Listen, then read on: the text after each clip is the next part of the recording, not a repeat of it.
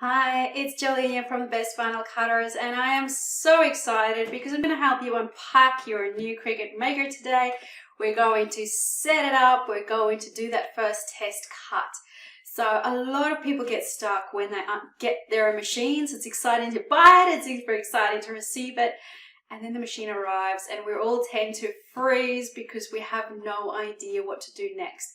And that's what I want to help you with today so that we can keep moving forwards, move over this first getting started overwhelm and get to all the fun bits. So you would have received your Cricut Maker in a box just like this. And what we want to do is just to unpack it. So we're going to open it up. Now, the Cricut Maker is my favorite machine. I absolutely love the machine. As a business owner, I own all of the Cricut machines. And I think I just broke my nail, ouch. But this is my absolute favorite. So once you open up your machine, you're going to receive a little kit of goodies. And inside this, you're going to get your little get started card. So it's got the website address on there that we're going to be using soon. And you'll also find some black smart vinyl that we can use without the mat, which is what this machine is all about, which is super exciting. So this is what we're going to use for our first test cut. So pop both of these pieces aside because we're going to use them in a hot little minute. Then it's time to unbox everything that is inside. So I am going to quickly get everything out and then I can walk you through what's what. So have you got all of your goodies out of the box? Because this machine is looking mighty fine and I am so excited to get into this. We're going to have a look at how to open it up, what all the buttons mean, everything else like that in a minute. But let's just quickly have a look at some of the other stuff that we got in the box as well. So number one is of course your power plug. Now we need the power plug because we need to plug this machine into the wall. So make sure you grab that cord. Then you will also find a USB cord as well. So if you're working with a desktop computer, then you're going to, then you're going to need this USB cord as well. So get that out of the plastic and unwrapped so that we can have that handy as well.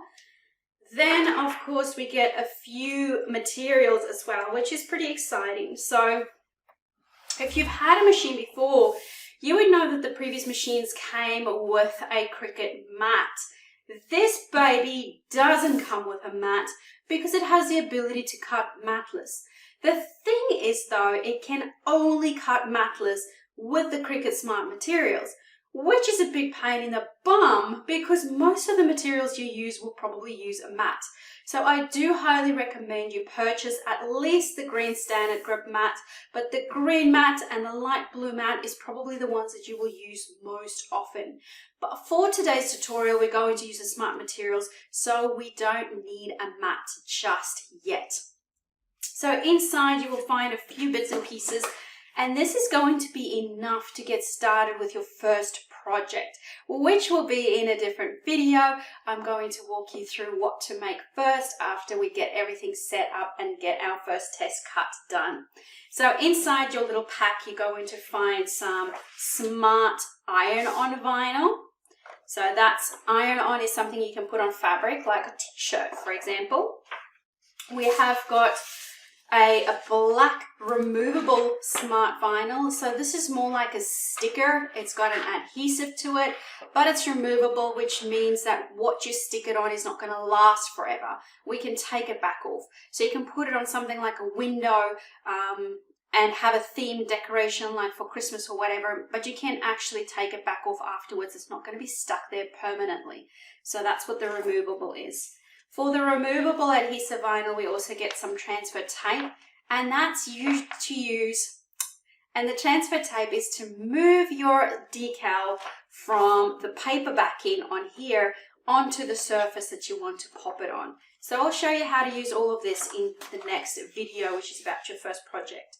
And then lastly, we've got some smart cardstock, which is a sticker. So that's pretty cool as well, and something that I've never used before, so I'm pretty excited to try that out too. So what we need to do first is to get our machine plugged in, get our USB cable plugged in, And then we're going to hop behind the computer because we do need to get Cricut Design Space downloaded and set up so that we can connect everything together. So in the video, what I've got, I'm going to show you around the machine. We're going to have a look at how to open it up, what the buttons are for, what the blades are like, how to unload blades, how to load a pen. We're going to download Cricut Design Space, create an account, set it up, connect your machine, register your machine, and I am also going to walk you through how to do your first test cut, as well as how to connect it with Bluetooth as well. So right now you need your device. You can use either a laptop, a desktop, that's a PC or a Mac, an iOS device, iPhone or an iPad, or an Android device as well. Whichever you prefer. I find it easier to work on a laptop, so that's what I'm going to use to set up everything. All right, let's get into it. All right, so we have got our baby ready. I'm going to grab the power cord so that we can get it plugged in. So before we can use Cricut Design Space, we need to make sure that our machine is switched on. So here on the back, you're going to find two spots. One is obviously for the power cable, very obvious which one goes in there. And then you've got a spot for the USB cable, which we need to plug in as well. And then all we need to do is to get this plugged into the wall socket so that we can power on the machine. All right, so this machine has got a lid up here, and a lot of people wonder how to open it up. All you have to do is simply pull up the lid like this, and the front is going to automatically just come down. I think it's really, really cool, and it just makes it feel like such a special machine. So here we have the machine open. All right, so from here, let's have a look at all the bits and pieces. First of all, you've got this tool adaptive system. Just remove the styrofoam from there, and you can see that we've got the spots for the blade and the pens there. So now we have everything unboxed.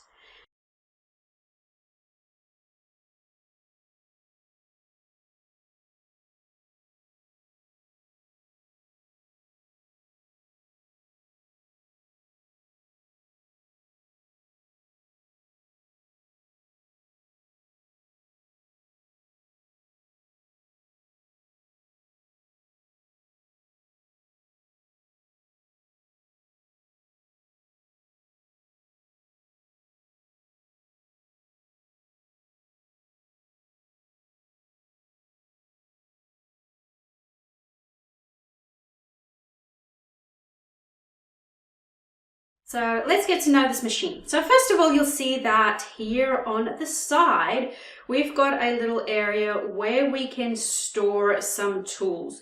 So one is a bit more shallow. It's got a bit of a protective layer in there so that we don't scratch the inside when we put sharp tools in there. And one is a bit thicker. So if you have any tools, you can grab some and you can pop them in there. And I find that it's a really handy space to pop tools and have them on hand. Now, on top of that, there is another little area here in the front for storage that a lot of people don't know about. And here we have got a space to pop some blades. There's a little magnet there. We can pop some other tools in all of these little sections. Tools can go in here as well. Overall, I prefer using the side tool holder than this one because I find that when I'm working, it can be a bit harder to get into this area. But if you don't use tools very often, then I suggest pop them in here. Or, as some crafters do, pop your snacks in there. Have some yummy chocolates in there or some yummy sweet treats so that when you're crafting, you've got something to pick at. And your kids might never know it's there, which is an extra bonus. So on top of that, we've got the buttons here on the side. The buttons are really straightforward. We've got the universal on switch, which you will definitely be able to identify. So turn your machine on, let the little tool adaptive system readjust.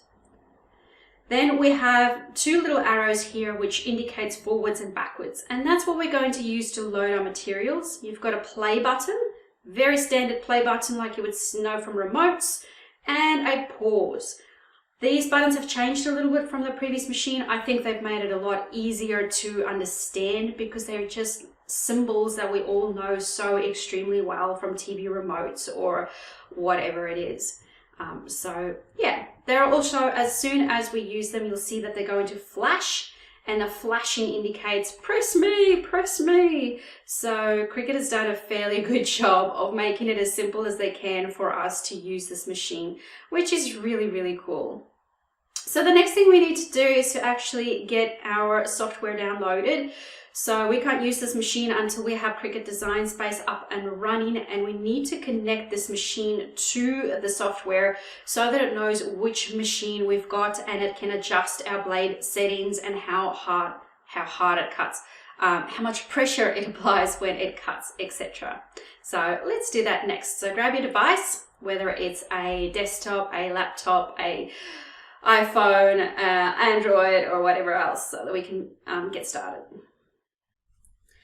All right, so I am just using a PC today, and what we need to do first is go to Google. So if you're on a desktop, you will need to hop into Google so that we can download the software. If you're on an iPhone, an iPad, or an Android device, simply go to your App Store and search for Cricut Design Space and download the app that you will be using to connect your machine to the software. So you have a little card in your welcome kit, and on that card it says let's get started, and there it has the URL that you will need to enter into your browser. So simply type that in. So we need to go to cricut.com/setup. So hop over there. Now, once it loads up, it's going to get us to download the software. So what we need to do is to tick the little box to say I agree to the terms and the conditions, and then click on the download button, and obviously just give it time to download to your device. So again, you would be doing the same thing but with an app if you're on an iPhone or an Android or an iPad. So now that has downloaded, I'm simply going to click on the little bit at the bottom of my screen on the exe file so that we can install it to our system. Installing is super quick and easy. There's nothing you have to do but sit back, and before you know it, you're going to be ready to go.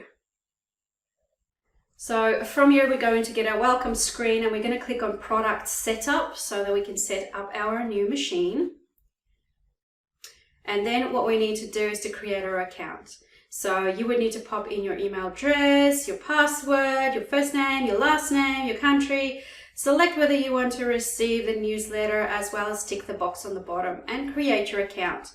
Now, I already have an account, so I'm simply going to click on Sign In. From here, you're going to get to the Welcome Cricut Setup page, and we're going to click on Smart Cutting Machine.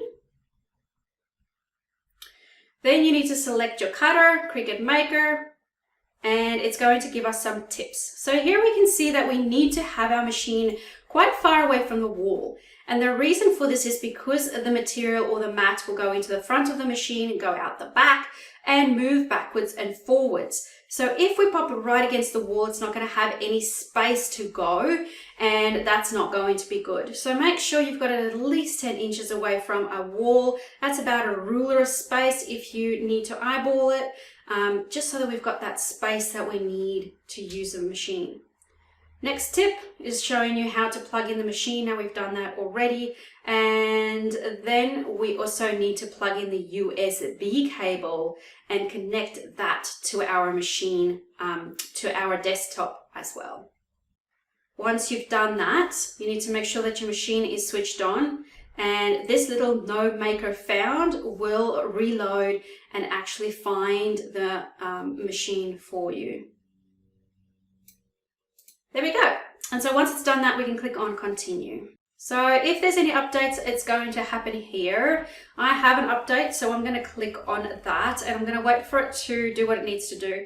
Now, just as a warning, the button on your machine is going to turn red at this point.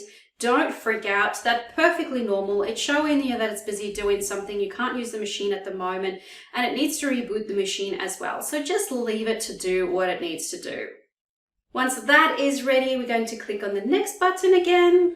So it's all really straightforward. I think that Cricut's done a fairly good job with making the steps obvious. But I do also think that it would be really, really handy to actually have a booklet in the box, which they don't have. So if you prefer to have a little booklet next to you, walking you through everything that we're doing, I do have a absolutely totally free getting started guide that you can download.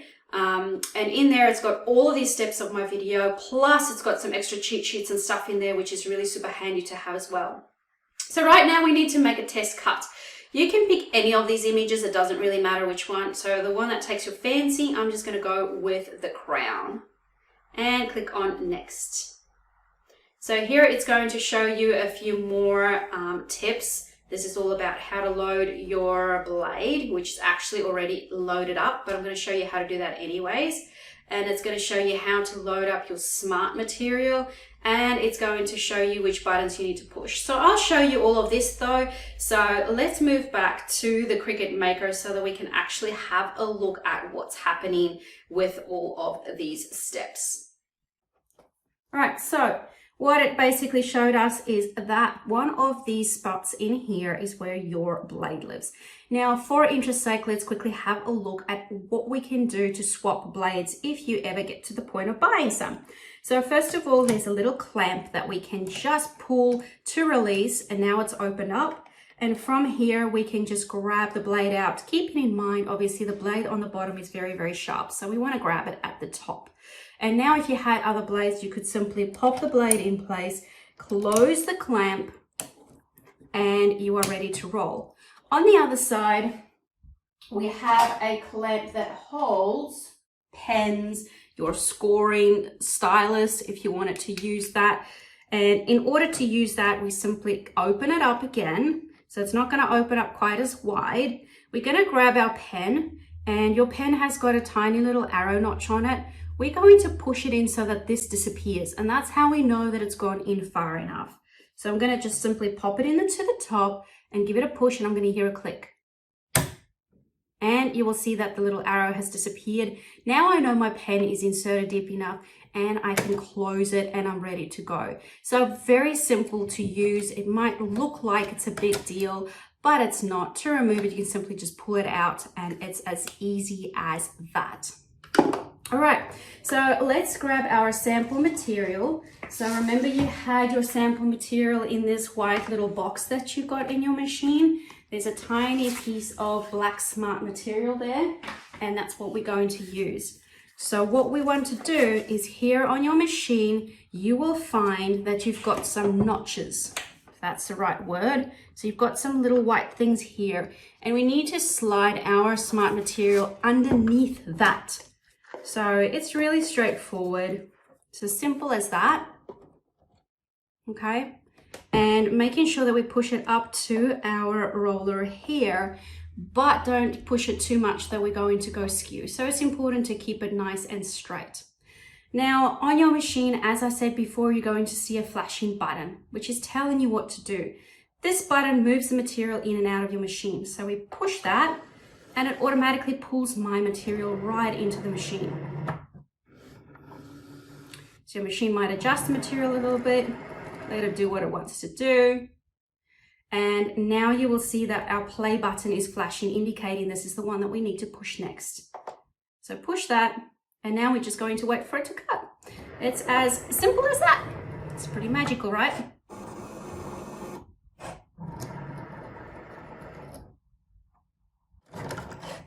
So when you're doing a test cut, the machine automatically knows what you're doing. It's been preset to settings, but once we actually do projects, we have to do a few more things in order to tell the machine what we're cutting on. So it depends whether you cut vinyl or cardstock or felt, how much pressure that blade has to apply to your material. So we'll do those sorts of settings. And I'm going to do a video on what I think is a really excellent first project using some of the things that you've got in your box. So if you're interested in that, find that video after this one so that you can actually hop straight in and start creating. I think it's one of the best things you can do to prevent the feeling of overwhelm is just to keep moving. So you've done one of the hardest things, which is actually getting it out of the box, getting it set up and making that test cut. A lot of people just stress out and they don't even do that. So congratulations to you. Very exciting. But there is that first project waiting for you as well. My test cut is complete. My button is flashing to indicate that I need to unload my material. So I simply press that. It's released it for me and I can now pick it up. So it's really quite simple. And on my material, I've got a crown. You can barely see it, but it has been cut out there. And from here, what we can do if you wanted to use it, where's my scissors? From here, what we can do is simply to trim down our piece around our crown.